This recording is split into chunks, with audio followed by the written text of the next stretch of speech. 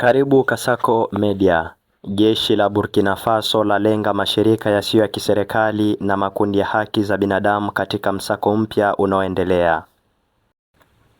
Serikali ya kijeshi ya Burkina Faso imeongeza kwa kiasi kikubwa kampeni yake dhidi ya asasi za kiraia kwa kuagiza kuvunjwa kwa mashirika ya vyama 118 visivyo vya kiserikali.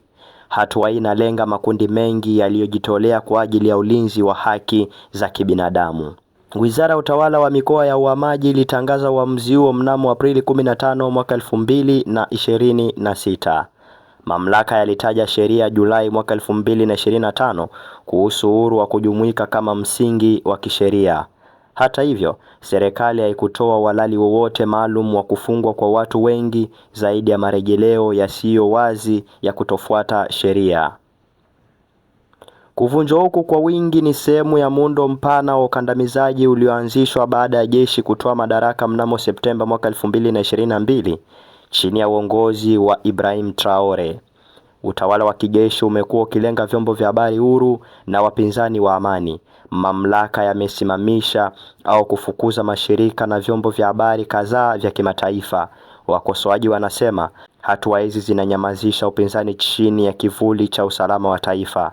Burkina Faso kwa sasa inapambana na makundi ya waasi wanaohusiana na Al-Qaeda na dola ya Kiislamu. Sheria ya Julai mwaka 2025 ilipanua udhibiti wa serikali juu ya sekta isiyo ya faida ili kupambana na utakatishaji fedha na ufadhili wa ugaidi. Sheria hii inaweka mahitaji mazito kwa kazi ya kibinadamu. Mashirika ya kimataifa sasa lazima yateue raia wa Burkina Faso katika nafasi ya uongozi. Hii inaleta hatari binafsi kwa watu hao.